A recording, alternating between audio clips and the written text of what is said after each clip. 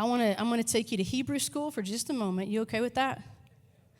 So, and Caden's going to help me. We're going to just illustrate something, because before we move into talking about praise, there's a concept I want you to see, I want you to catch. So the primary Hebrew word for worship in the Old Testament, it's used 172 times, is shakah. Everybody try to say that, shakah. When you get that, that's how you know you're saying it right, when you feel that sort of thing happening in your throat. Shakah. And it means to bow. So, Caden, if you wouldn't mind just illustrating this, it means to bow down, to prostrate oneself, or even to fall flat. Shakah, there it is. This is the Hebrew word for worship. All right, thanks, Caden. That was awesome. Now let's go to Greek school. Stay right there. We're not done. You've got a lot more work to do. Okay, so in the Greek, so now we're in the New Testament. What does the word worship mean in the New Testament? The word there in the Greek is proskuneo. Everybody say proskuneo. Pretty good. All right, this is what it means. So this word actually has a very interesting picture behind it. How many of you are dog owners? Any dog owners in the house? Yeah. So if you take this word all the way back to kind of its primitive meaning and the picture that it carries, it's a dog coming and licking its master's hand. Interesting, right? The common use for this word, though, is bowing down. If you would just go ahead and do that. Bowing down or lying prostrate on the ground with the idea of kissing the ground before someone. You don't have to kiss the ground. It's okay, but just stay down there. So what does this picture show us? What does this posture show us about worship? True worship begins with humility, okay? We bow down because there's no greater or more powerful being, and he's worthy of our complete surrender, right? So humility. Secondly, and this is a power sentence, so try to absorb it if you can. Worship is about the submission, the submission of ourselves to serve the purposes of our King. Worship is about the submission of ourselves to serve the purposes of our King. Bowing before our King is a recognition not only of his superiority, but also of his absolute right to command us and our responsibility to obey. Whoa, yeah. We're not talking about singing songs anymore, are we?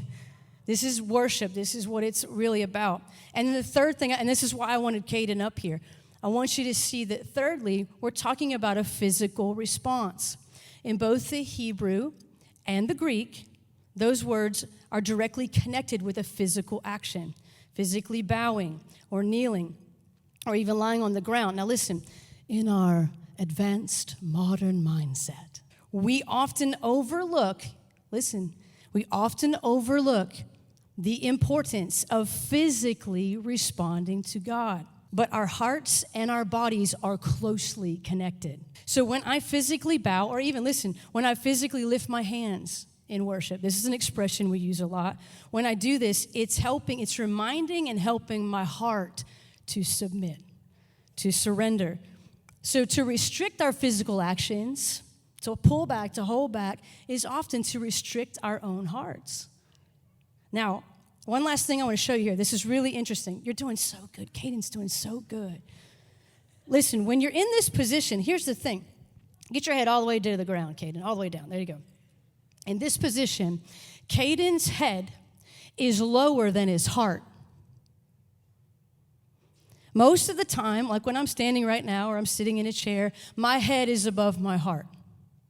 But in this position, my head is below my heart. What is that saying? What does that mean? To me, that's like saying, Lord, enlarge my heart. Increase my capacity to receive your love and to love you as I submit my mind and my intellect to you. I heard a little story about Heidi Baker one time. You're doing good, Caden. Just stay right there. I'm almost done with you. One time, y'all know who Heidi Baker is? There's this story I heard about her, little Heidi. She comes into a meeting, and it's full of a bunch of very important ministers, pastors, apostles, prophets, and she's supposed to speak, and all she can do is walk around to these different pastors and point to their head and go, too big, and point to their heart and go, too small, too big, too small, too big, too small. It's funny. Anyways. But that's, to me, that's what this is showing. Thank you, Caden. You can get up. Thank you. Appreciate you so much. I'll see you in a little bit. So, am I saying that we have to physically bow down or you aren't truly worshiping? No, that's not what I'm saying. But I am saying that our physical posture has an important connection to our heart posture. And this is an important connection to see and to make, even as we start talking about praise. Why? Because, according to Scripture, praise is super connected to external, outward expressions, especially in the context of corporate praise.